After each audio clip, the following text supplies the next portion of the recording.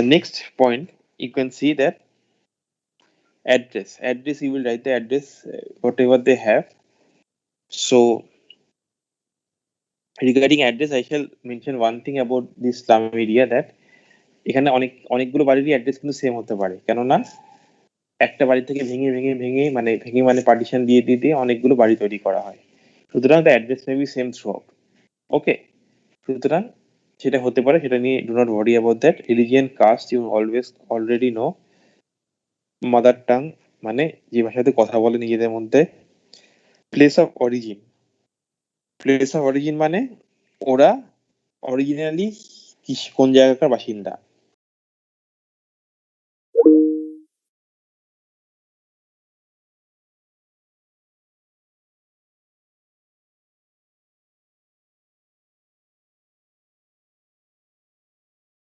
Right? But ধরো কেউ বলছে যে আমরা তো সেই পার্টিশনের সময় বাংলাদেশ থেকে এসেছিলাম, তাহলে কিন্তু আর প্লেস অফ অরিজিন বাংলাদেশ হবে না, ঠিক আছে? সুতরাং you have to ask like যে হেড অফ ফ্যামিলি সে কোথা থেকে এসেছিল। Okay, that is the place of origin, right? Next is relation. You can see the particulars of family members, serial number. You will all give a serial number like 1 2 3 4, like that. You shall give the names. Relationship with HOF, that is their relationship with head of family. Suppose the HOF is the, suppose man and his wife is in the family with their children, and the father of the person is also there. So is it a joint family or a nuclear family? Joint. It is a joint family. So who will suppose the father is the HOF.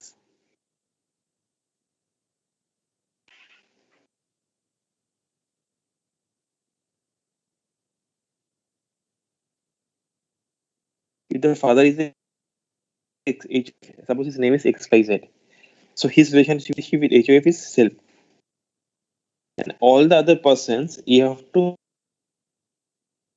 find out the with the HOF. Like suppose the name of the person is ABC. He's the son of the HOF. His wife's name is PQR. He is the daughter-in-law of the HOF. They have got a kid whose name is whatever. He is the grandson of the HOF. You have to mention like that. Okay. Age you will mention in years. Sex you will mention. Marital status you will mention. Do not mention about marital status of, suppose they have got a 6 months old child and you said he's unmarried. Okay, because he's not even eligible to get married. So you can write there, it's not applicable. Sorry.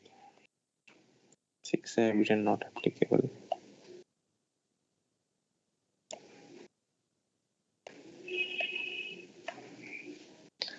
Education level. Okay. So I will now break this room into, you have got 127 participants, right? So I will break into 2 small group teaching rooms, and I shall assign Ornov and Orchita in one of them, right? So group 1 will be discussing among themselves how to frame the educational level, and group 2 will be discussing among themselves how to frame occupation, right? So the PGTs will be guiding this session, and after 10 minutes we shall be again back to this main room, and one person from group 1 and one person from group 2 have to say what to do regarding this. So group 1 is about educational level. Group 2 is about occupation, right? Is it okay? Yes, sir. Okay. Arnav, are you there? Yes, sir. Fine. And participants, is the exercise clear to you? Yes, sir. Right. Yes.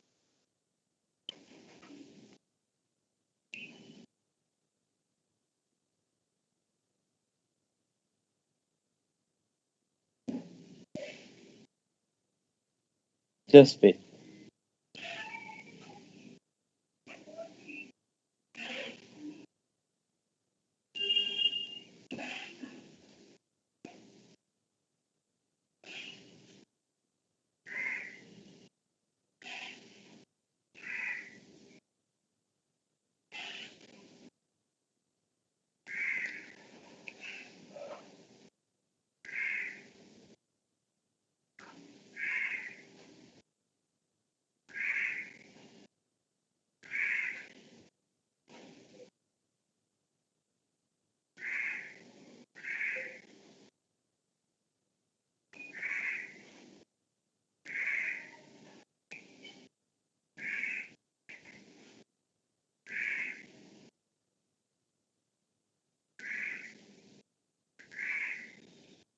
Arnav, are you named as Dr. Arnav?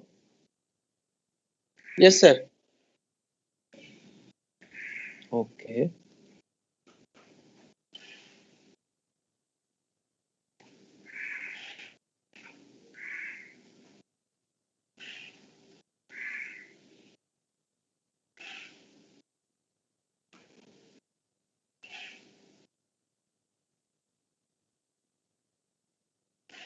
Okay.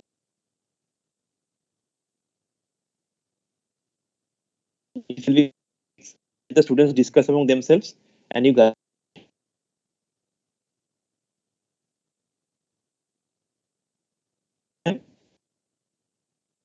all the best.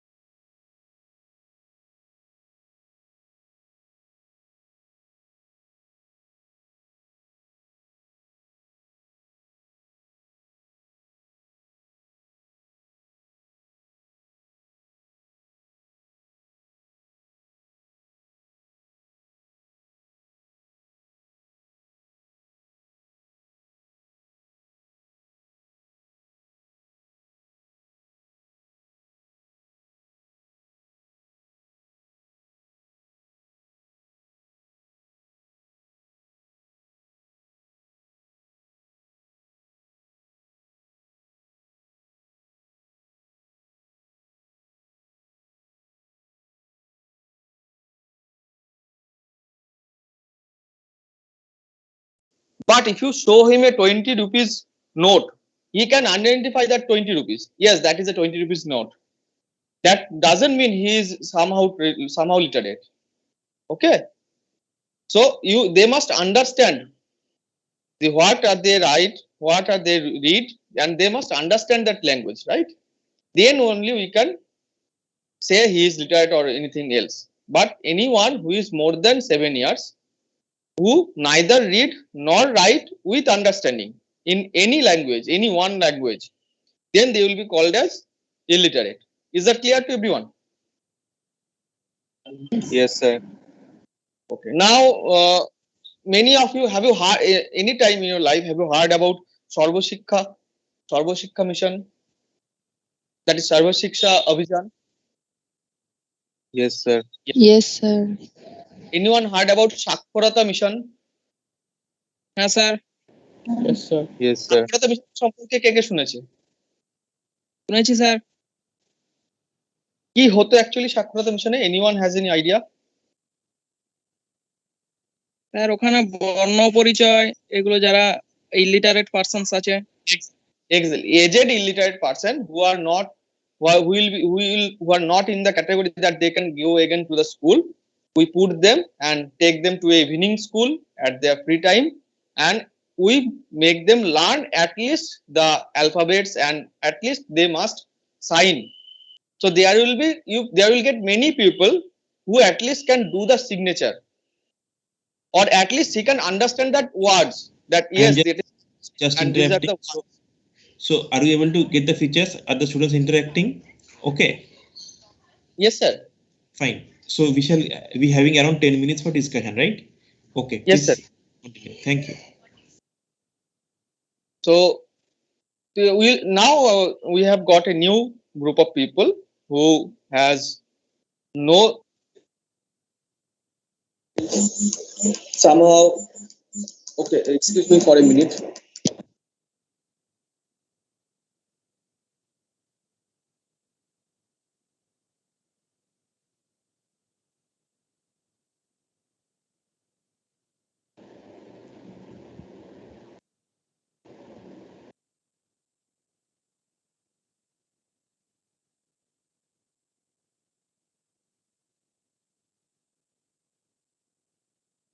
Can you hear me now? Yes, sir. Yes, sir. HOD ma'am called. Sorry, excuse me for that gap. Now, those persons who knows somehow, who can read or write with understanding in any one language, but do not have any formal schooling. What is the meaning of formal schooling? Anyone? Formal schooling means class 1, class 2, class 3, what we know as primary education, secondary education. These are called formal schooling. So someone who never went to the school, but with the help of Sarva Shiksha Abhijan, with the help of Saksharata mission, but they know, at least they can read and write with some understanding in any one language, they will be literate but non-formal. So you have to write LINF. Got it? LI means literate, NF means non-formal. So anyone in the family, when you go to a family, find someone who is literate, non-formal, you write in the box in the chart as education status as LI-NF. Okay. Now who have gone for the formal schooling? Persons in the family who went to the school. In that case, how should we write the education status? Your inputs, please. Anyone have any idea? Just a guess. Sir, the last class. Sir, below LINF. below Someone 10. saying about last class. Please repeat.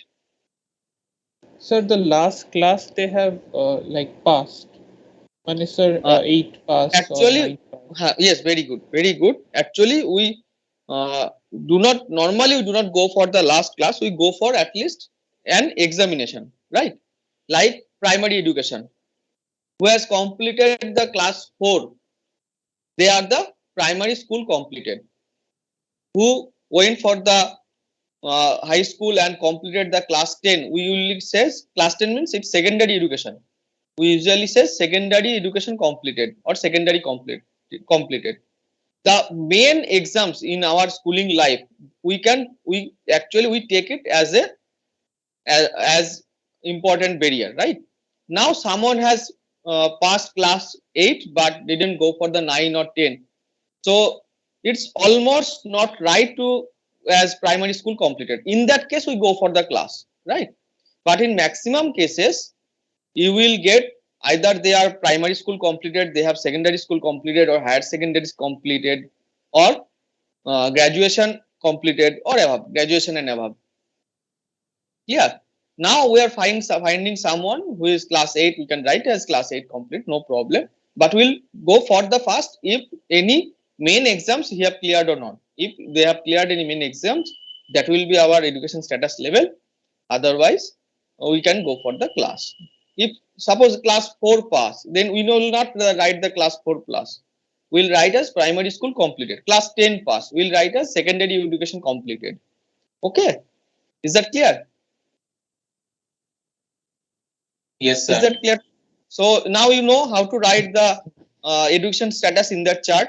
Either it will be illiterate, you can write is that IL, illiterate short form IL, or literate non-formal, that is LINF, and then as per their education status. Okay. Any question or any discussion you needed, you can discuss. Sir, if someone is has completed class 8, then what to write then? Then preferably you can write as class 8 pass. But it will be always depend on Okay. what your guide says. Suppose our guide is Ribu sir, then we will ask sir what he prefers, what he wants to, what we want to know about the family, what is more important. Then we will ask him what he will advise. Then we will write that. But we can write both. We can write either primary school completed, or we can write class 8 pass. Okay. We'll take Okay, what sir. we'll write. We'll take final division after asking the sir. Anyone, anything you any other question or any other discussion you needed? Okay, now what we can do, one of you will tell an example and any one of your batchmate will say what will be the education status, right? So I am saying one name is Loki Jain. Are you there?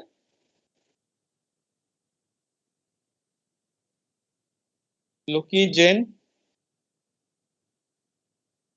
Okay, Palak D. Yes, sir. Yes, sir. Yes, sir. Loki. Okay, yeah. Okay, any one of you just tell an example and your friends will answer what will be the educational status.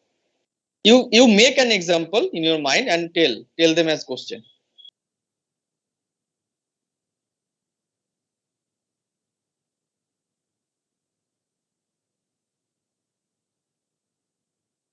মানে আমার কোশ্চেনটাই বোকা বোকা হয়ে গেল। Okay, class 7 pass, ideally it will be, you can write as 7th class pass or it will be primary school completed. Any tricky question you can made up, any tricky question. So in case suppose that child or like the child is too young and he has completed his professional degrees, so in that case what will he be called as per educational status? Okay, anyone from your friends who can answer that? That someone has passed any professional degree like you have passed MBBS examination. Yeah, that's a professional degree. Now what will be your education status? Anyone volunteer from the other friends or groups? So graduate should be So the graduate. thing if it's a undergraduate Exactly. degree. Exactly. When we are talking about the educational level or education status, in that case, whether it is professional or non-professional or whatever it is, we'll write the educational status as per their examination or as per their class, right? Someone is taken any, suppose past MBBS examination, his educational status will be graduation. But it is an important question. Why it is an important question? When we'll go and assess the socioeconomic status of the family, In that case, that professional degree takes a important role, and we'll learn it later. Okay. Okay. Now we can inform sir that we have done.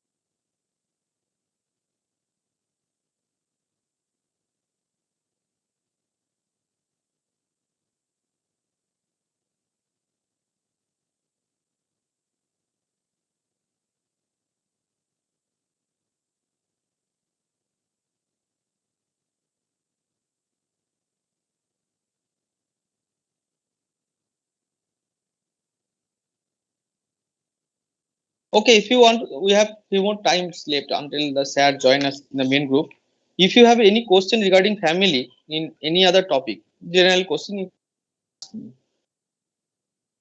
any queries regarding family? Excuse me, sir. Yes. Sir, will a single mother and her child be considered as a family? Yes. If it fills the all the criteria of a family, it will surely be a family. Right? Family is the basic unit of the society. So what in this definition is, in order to group of people living together who are biologically related or by marriage or by adoption and sharing a common kitchen. Like a single mother and his child, they are biologically related.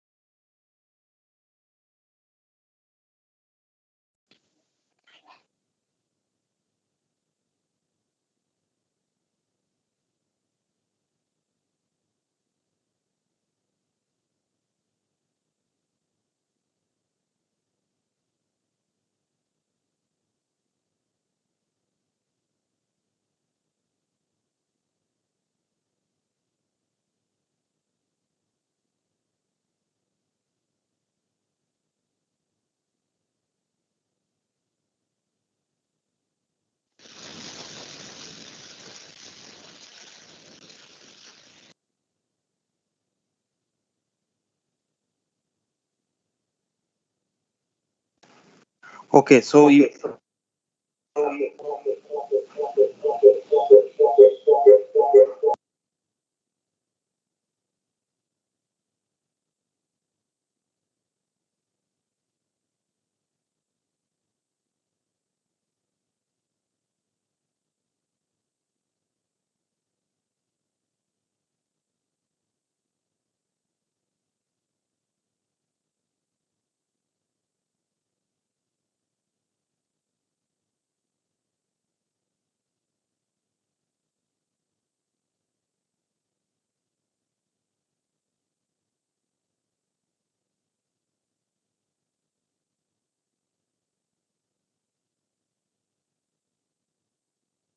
hello.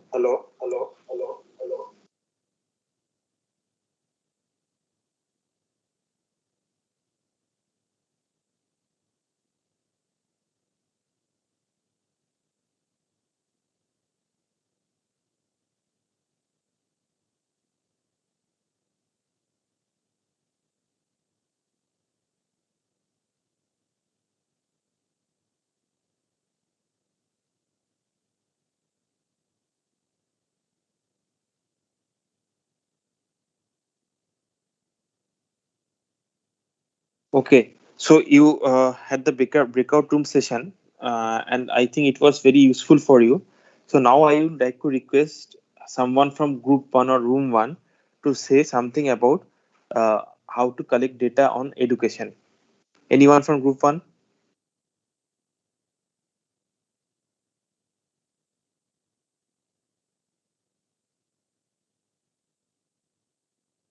Just try. Anyone from group one?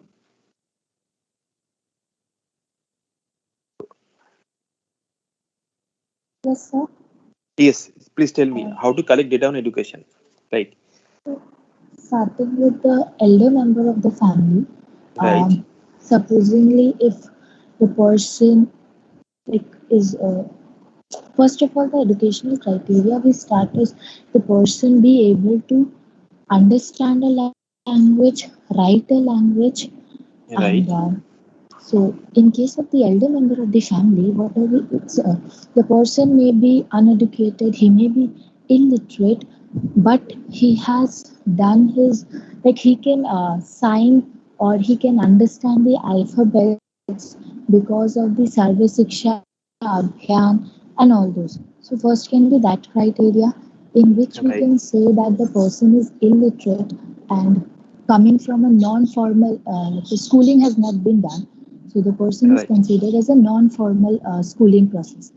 right, In case of the uh, younger age groups, we can divide the education status into like the formal schooling process in which the person may be say primary education is done or Primary is maybe up to what age? class age class 5, so maybe 10 years.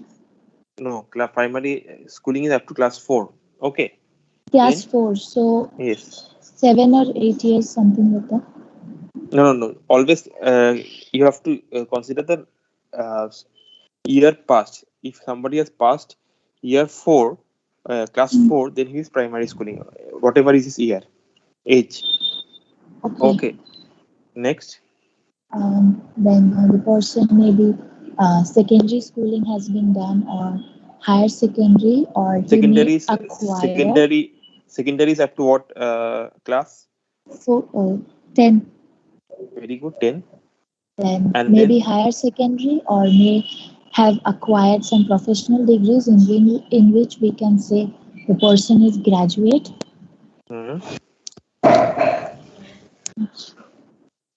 right. So primary is you have to ask for the last class he has passed.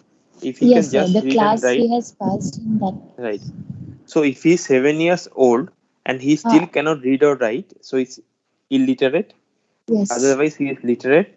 If he yes. has done for right, tell me. Yes. And below 5 years of age, we do not consider the person as literate or illiterate. Right, right. So 7 years have to cross, right? And Yes. if it is 4 years, he is class 4 passed. You have to ask the what is the last class you have passed. If he has Okay. class 4 passed, then primary, class 8 passed, then middle, class Eighth grade. 10 passed, then secondary, then Okay. higher secondary is class 12, then postgraduate or something like that. Okay. Okay, thank you. Everyone can give a clapping emoji for Palak. Okay, Thank you, so sir. thank you, Palak. Okay, so thank you. I think who was in charge of group one? It was Arnab, sir. Arnav. Arnav. So thank you, Arnav, for moderating the session well. I would now. You can also give a round of applause for Arnav also because of the tremendous moderating he has done. Okay, and now I would like to request anyone from group 2 to please volunteer and say something about occupation.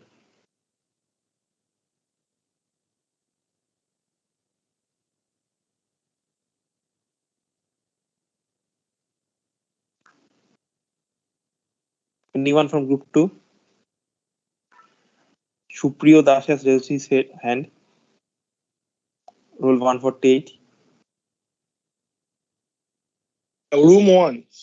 Your room 1. Okay, so room 2. Anybody?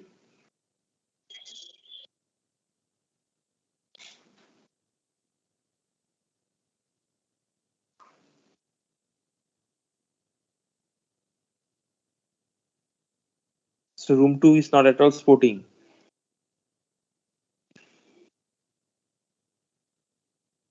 Anyone? It can be correct or incorrect, whatever. Aisha Pathak. Okay, thank you. Roll 34. Whether the person is employed or unemployed. Then, based on that, if the person is employed, we need to check he belongs to which social status. So, on that basis, we can classify the persons as first is professional. Professional is the highest social status for professions like doctors, engineers, and lawyers. And then the second category is semi professional, which includes teachers, administrative officers, government officials. Then the third category is clerical, shop owner, or farmers, in which the persons running small business, having small shops, and the farmers belong to the third category. Then the next category is skilled worker. So any person having any kind of skill and earning and having earnings on the basis of that skill belongs to that category, like tailors, blacksmiths, beady workers, and all that. Then the next category is semi-skilled worker. Semi-skilled workers are not exactly skilled, but they can earn their wages on the basis of a little bit of skill that they got, like waitressing, and then security guards, laundry operators, and all that. Then the next category is unskilled worker. The unskilled workers are just the daily wage earners and the casual workers that work accordingly to the supervision that they are given. So, and if the person is running more than one business, like he's a teacher in the morning and he's running a small shop in the evening, so the occupation will be chosen on the basis of the highest social status that he belongs. Like, the teacher will be the highest social status here, so his occupation will be written as a teacher.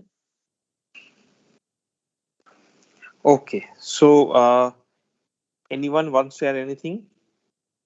So actually, this part is quite difficult. Education is easier than occupation because occupation there are several other things to consider also. Firstly, you have to consider that employed, unemployed. That is one. Number two, a person can be in several occupations. Suppose in the morning he works as rickshaw puller. In the evening he works in a like very like factory. These kind of things we will get who are employed in multiple occupations because of earning the money. So in that case, you have to mention the occupation which is the primary or more earning occurs. Okay.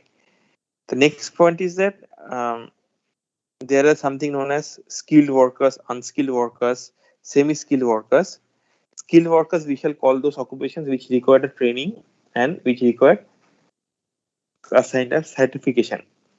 And unskilled workers, we shall call that someone who is not have a certification. But at the same time, suppose some plumber or electrician is working at your home, that person is not certified, but that person can do the work very well. And like in these kind of cases, we often get confused. So it is better to discuss with your guides and facilitators or where to put that person in the occupation. Okay.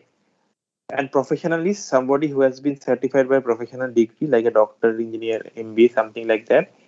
And so this is your occupation.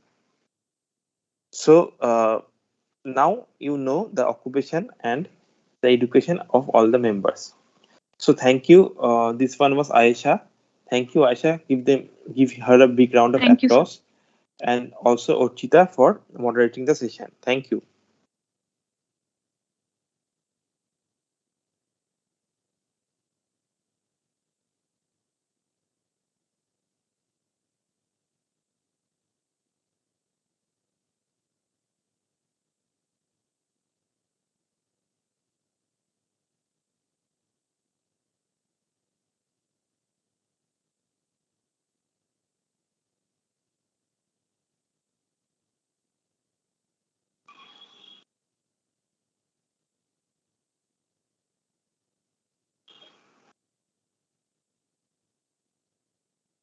Okay, so this part has been completed.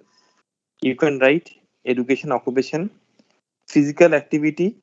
We shall are more concerned about what is the type of work. It is moderate or sedentary or heavy. Okay. Most of the works we do is sedentary, which is mostly sitting, and sometimes we get moderate workers like someone who is like um, like carrying some loads, who is acting with heavy parts, spare parts, etc. Okay, so mostly we get sedentary workers, and heavy workers are those persons who are cutting stones, carrying stones, etc. Right? So you again have to ask a facilitator regarding this moderate, sedentary, heavy. Why is this part important? Why are we concerned about the type of work?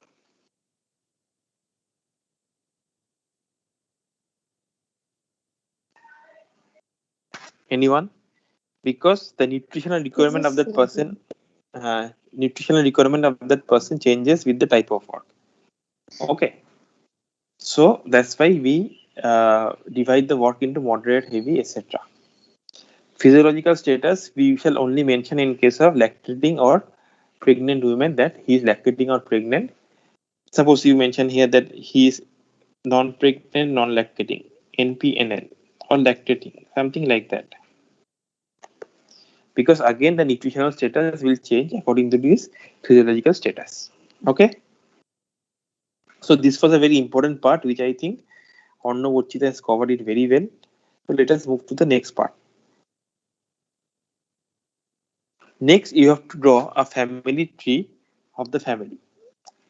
So how to draw a family tree? Suppose you find person A and person B are married together. So A is a male, so we put a square. B is a female. You can do this, and they are married together. You join by this line, and they have got one female children, C. So you will write only up to the family which is present in the household. Suppose A has got a brother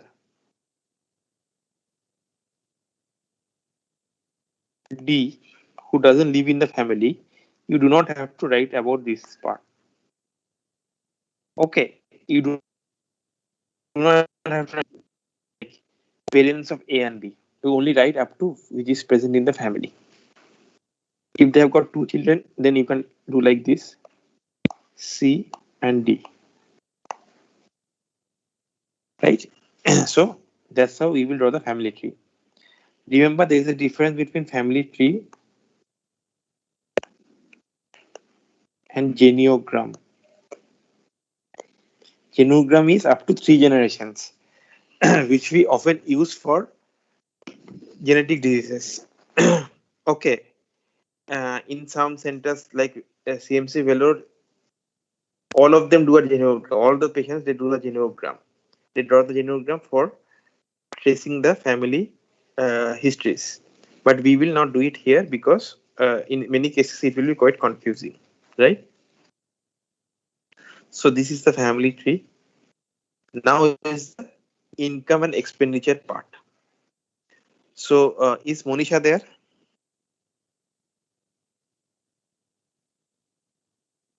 Monisha, Shurab, anyone there? So if they are not there, I shall ask Arnav to start explaining this income expenditure part, how to take the history. Arnav, if you are there, please. Yes, sir. Okay, please start. Okay. Now, hello everyone. Now we are going towards the assessment of family's income and expenditure pattern. So we have to remember we are taking two histories. One is income and another is expenditure. Now we have to first know how many are the earning members. If earning members is 2 or 3, then we have to combine all their monthly incomes, right? So please come and look at have a look on the chart. Its first point says total income. So if we are having earning members 3 or 4 or 1, whatever it is, we will ask about monthly income of every earning members, and we will combine it, sum up the number, and we will take it as their total family monthly income. It's not total income of head of the family. It's the family income, total monthly family income. Suppose there are two earning members, one is earning monthly 10,000 and other one is earning monthly 5,000. Then the total income will be 15,000 per month. Second is total expenditure. So whoever will be our respondent, either it will be head of the family or wife of the head of the family. So I will ask them about their approximate expenditure for the month. And they will tell, yes, we have monthly income of suppose 10,000 and our expenditure is about 8,850. So the savings remaining will be the savings, the balance. So balance will be like, suppose in this example, 1,150. Then we will mention the total earning members who have any job and who are earning, that is 1 or 2 or 3, whatever may be. And total number of dependents. Dependents mean the persons other than earning members. Though earning members, they are who earns per month, and others are the dependents.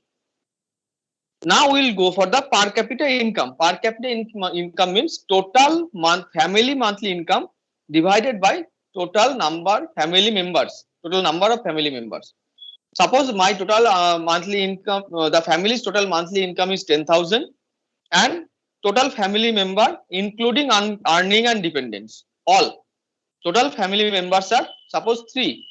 Then the per capita income will be 10,000 by 3. That means per capita income will be 3,333, like this. But in case of expenditure, we will not stop there. We will go and further inquire about the expenditure pattern of that family. Why we are doing this? If we are judging if we are taking history of any family, we will go and see what are their health status, what are their nutritional status, what are their social problems. So it will depend, the health status, nutritional status, social status, it all will depend in their income and expenditure pattern. And from this income and expenditure pattern, we get an initial idea about the family, how they are spending, whether they are spending any money towards the health or whether they are spending any money towards the savings. We will get an initial idea about the family, how they are expending their income in family income. So it's very important to know the monthly expenditure of the family. Here we have a chart for monthly expenditure of the family. In there we have, in one first column it is mentioned as items, and second column there is expenditure, and third column is percentage. So that means we have to ask them, inquire them, and to know how much they expend for each item.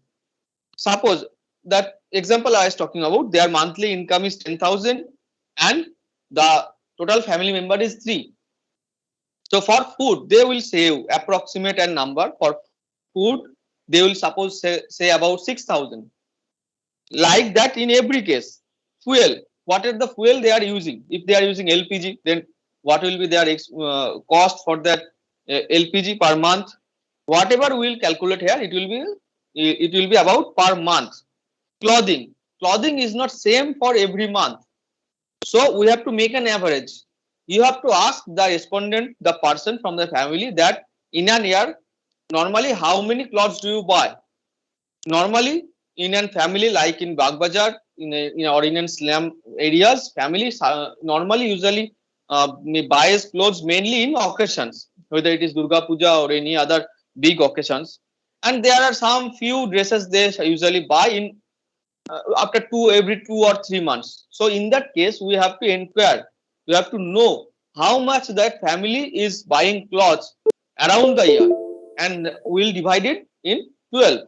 So we'll get an idea about the per month expense for clothing.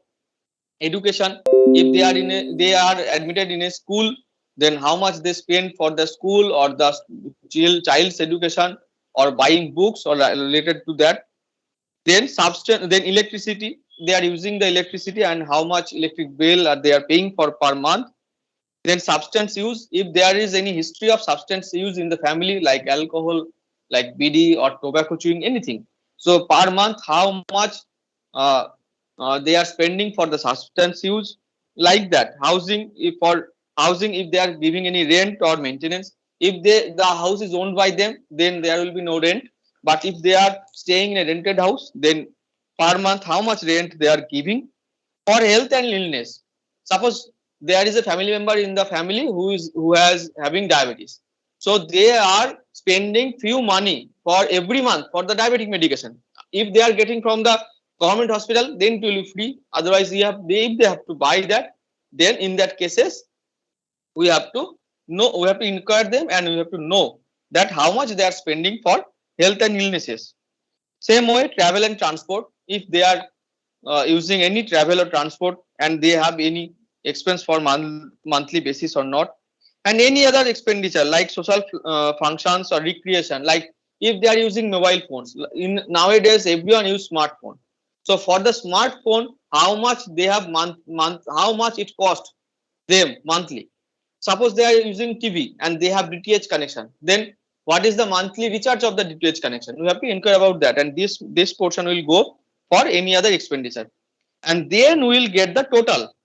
So the example I was talking about, in that case, suppose the family income is monthly is 10,000 and they are expending 8,850.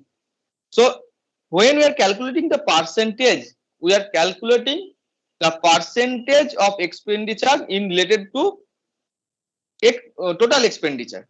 Suppose, just take an example. In that example, we have said that total expenditure is 8,000. Suppose it 8,000, and among that they are using 4,000 for the food. So percentage of expenditure is 50%. We will not take it as the income percentage. Is that clear to you? Food percentage of expenditure for food, that is 50%. The denominator will be 8,000. Here it will not be the 10,000. When we get the total expenditure, we will get for each item the percentage of total expenditure. Okay. Now we have get the expenditure of the family. We have know how much their family income. The remaining balance, from the remaining balance, either they are using in any savings method or they are using it any other scheme method, anything we have to incur. Suppose they have LIC policy. So if they have LIC policy, how much they are giving premium for the LIC policy, or any other savings method. Suppose they are having any monthly recurring deposit in the bank. So how much they are depositing in the bank monthly basis. These will be the savings. And in the savings method, we have to write what are the savings method they are using and how much money per month they are submitting. Suppose they have a LIC and they are submitting per month 1,000 rupees as premium. So saving methods will be LIC policy and it will be rupees 1,000 per month. And lastly, availing any health insurance or other social security scheme, right? So either they are having any LIC insurance, we will mention it. Whether they are getting any social security scheme, like there is an old age person in the family and he is getting old age pension, how much that is, we will mention it. They are having any other health insurance or mediclaim, so how much they are paying for the mediclaim per month, we have to write it. And these are all will be in the balance portion. These are all will be in the savings method pension. Right. Now in the next page, we have to diagram. We have to do the pie diagram of the expenditure family. Again, we have calculate the total expenditure among we have taken out. Please, okay, so I am just explaining. Yes, thank you for explaining that this up to this part. Okay. Okay, sir. Okay, so I shall come to the next part later. So by taking history, you have to ask for the total income of the family. In many cases, they may not say it correctly because they may have incomes from various sources, and also it may be that they are reluctant to tell you the income. Okay, so you just make a note of this in pencil. Suppose they are saying rupees 10,000 per month.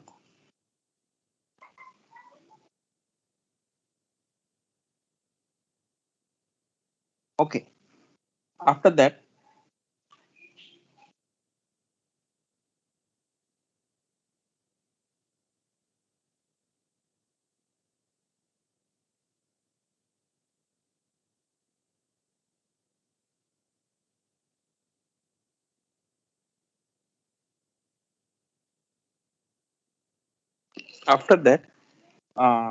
you ask them the total number of earning members. Suppose it is 1.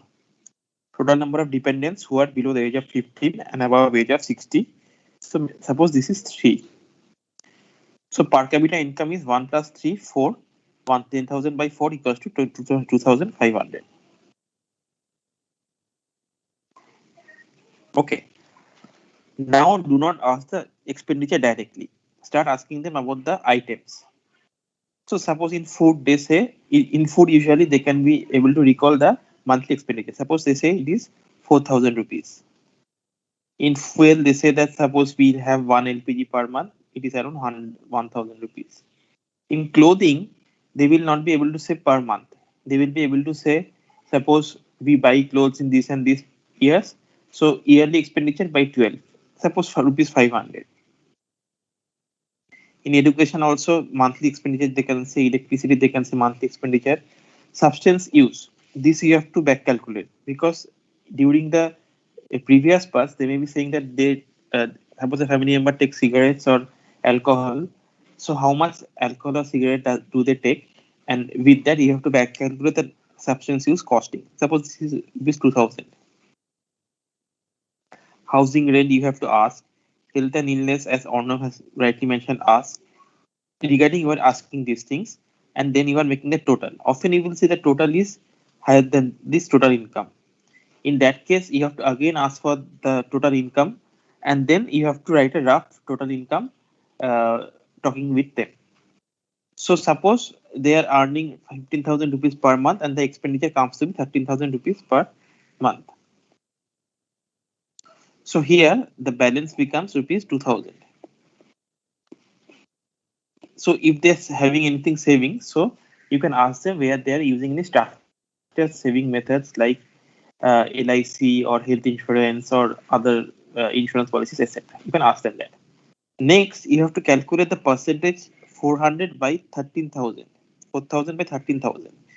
Total expenditure items in the percentage of total expenditure for each item. This percentage you have to write here, not the total income. Okay, so you write it here. Okay, if there are any savings method, you will write it here.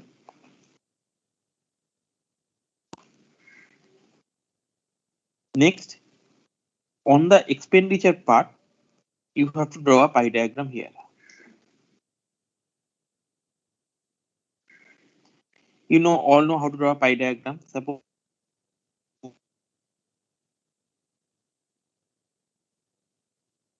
the smaller parts. You can club the smaller parts together and say that others. Make 5 or 6 categories, not more than that. Otherwise, things will look very clumsy. And you write a key here. That this is food. This is fuel. Something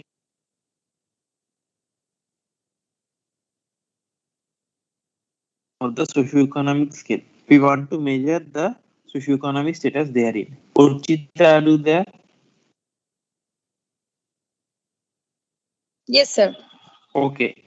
So you can start discussing with them about the socioeconomic scale modified. Okay. Start discussing.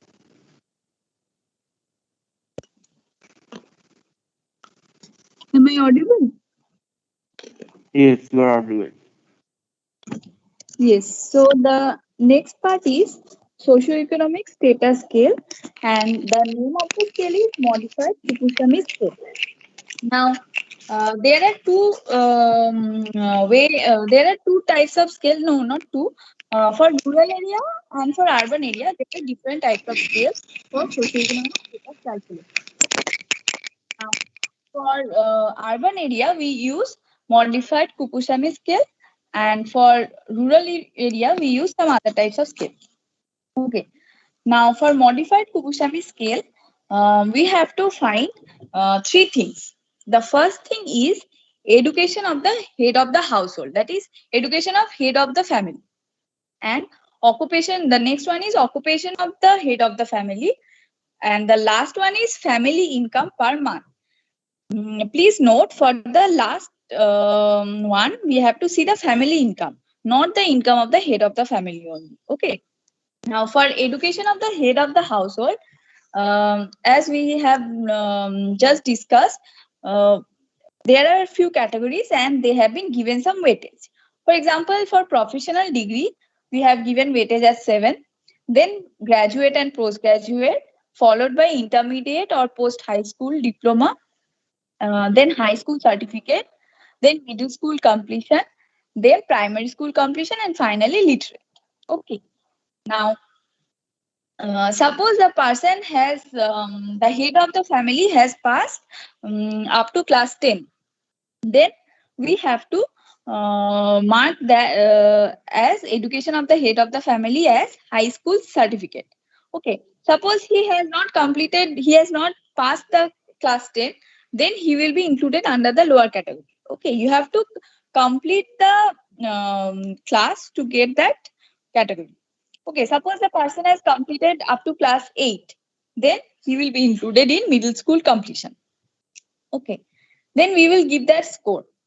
Then for the next part, occupation of the head of the household, as we have discussed a few minutes back, we have to select the occupation of the head of the family and give the score, that is weightage, accordingly.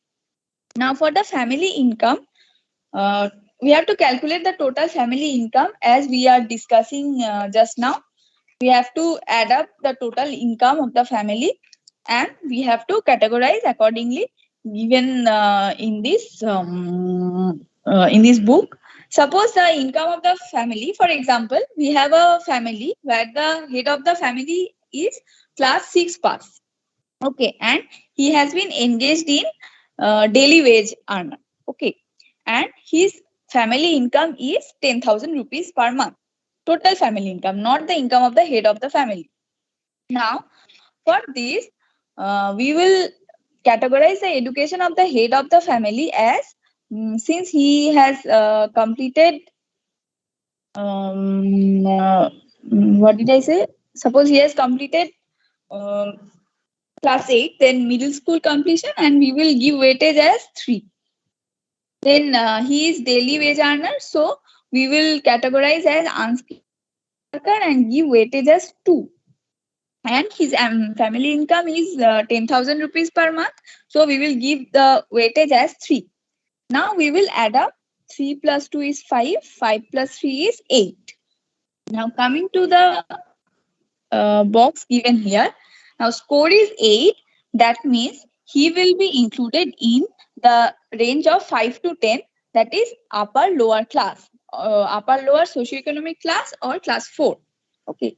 Now this categorization here is when the score is from 26 to 29, then it is the upper socioeconomic class or class 1.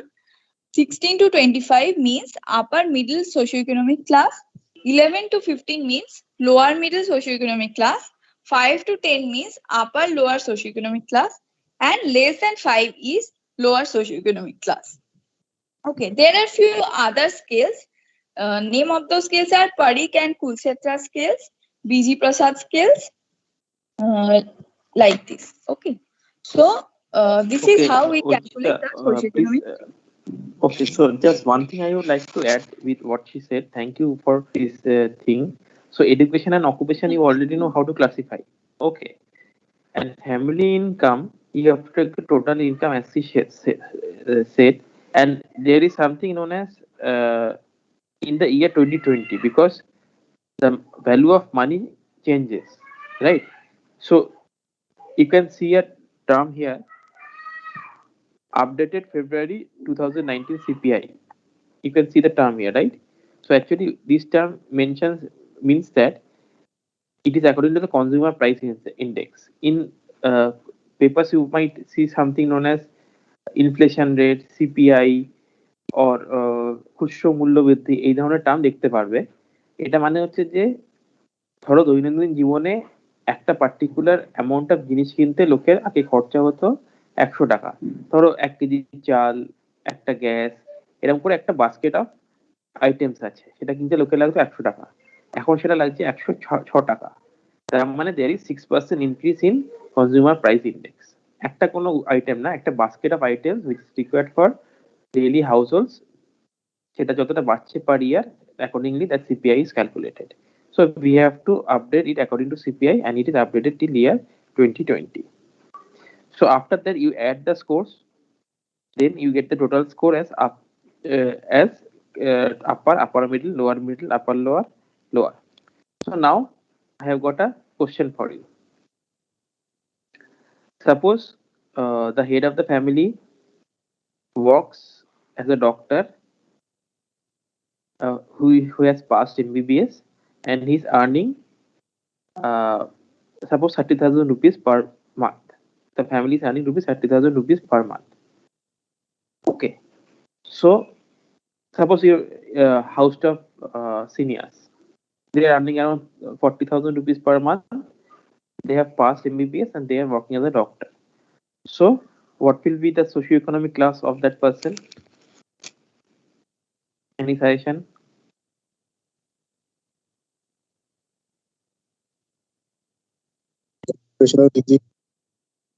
Hello? Hello, sir. Upper. It shall be upper, right? It shall be upper, because professional degree is 7, professional occupation is 10, 17, and he is earning 30,000 rupees, that is 10. So 27, so he is between 26 and 29, that is he will be in upper socio-economic scale. The problem with this scale is that suppose a person is doing very good business, the person is not passed like any professional degree, and but he's earning a lot, he's earning 2 lakhs rupees per month. So the family income will be 12, right? But occupation will be what? Occupation will be 5, right? Farm owner, right? And education will be, suppose he has passed only class 10. Education will be high school certificate, like middle school completion, 3. So 3 plus 5, 8, plus 12, 20. So he will be in upper middle, but he is actually earning more than the other person. So this is the problem with this scale, right? Because this scale will not capture the businessman persons much, right? Okay.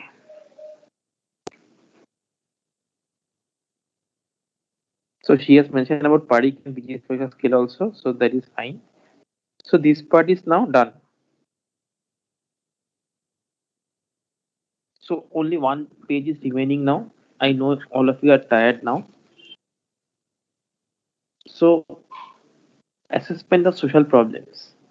There are some social problems that may be in the family which may affect the family. Like there may be some person who is unemployed, so he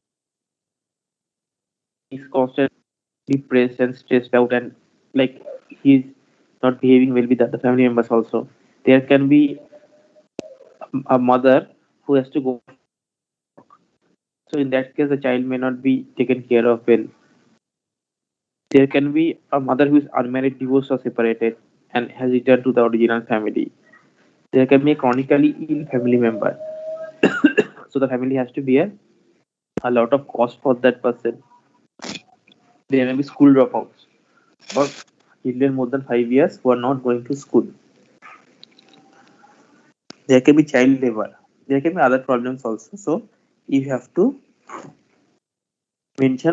ask and mention if there are any social problems in the family. I would now request Arnav to tell them how to take history of substance use. Arnav, what are you there?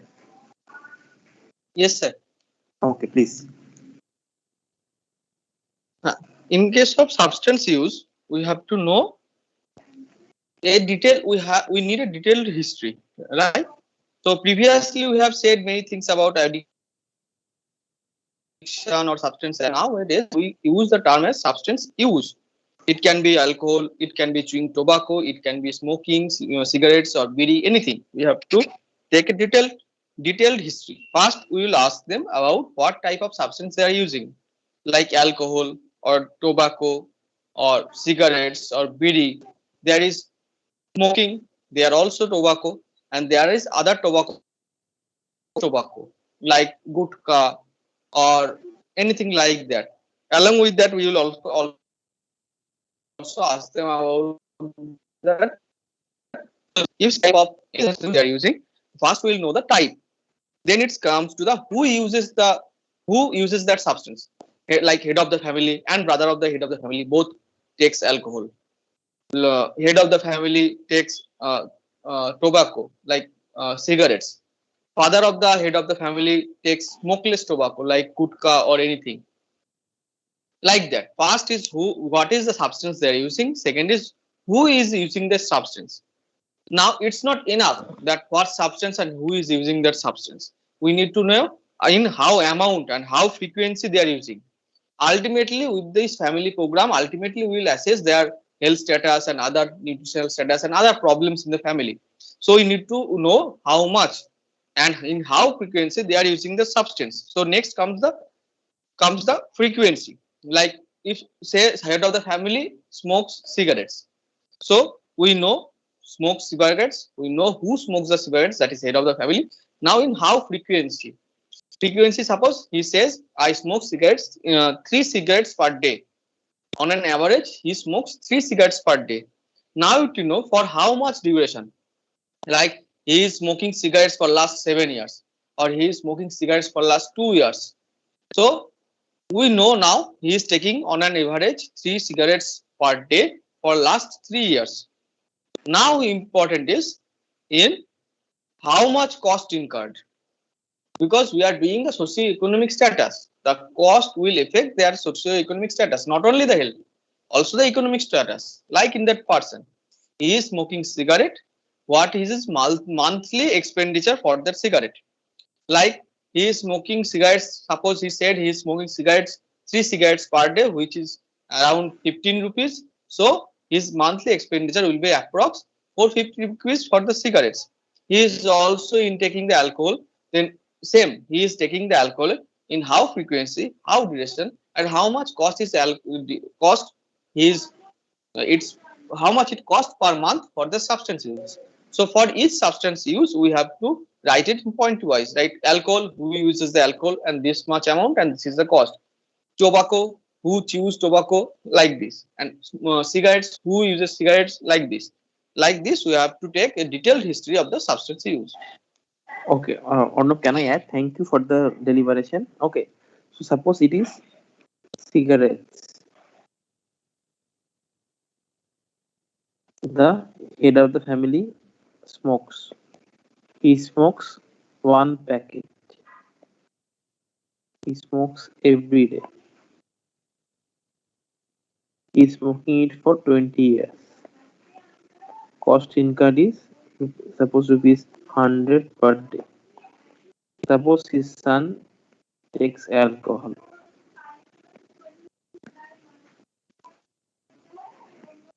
Amount is suppose 180 ml. He takes it once a month.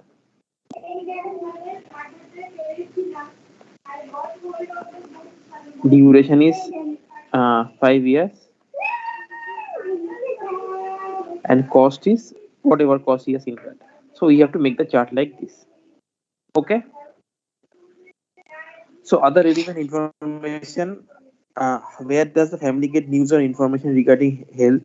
It can be newspaper, radio, television, telephone, etc. What are the positions of them? We ask this because maybe the family is not telling about the incomes properly. Okay, suppose they are telling we only earn 1000 rupees per month. They think that you are from some like government agency. So we ask them their positions so that we get a cross check their income to some extent. You have to just tick mark which are the things they have. How do they pass their free time? So you may be thinking, why is this question there? We want to see whether they are having any healthy habits, like they're like walking in the park, or they're having some constructive hobbies, etc. for the free time, or just having non-healthy hobbies. Okay, so this first socioeconomic status of the family. Now you can ask me whether there is any questions or not. I know it has been a long session, but if it was a physical session, you would have enjoyed that with the interactive teaching. I have tried to make it as interactive as possible. If you have any questions now, you can ask me. Any questions?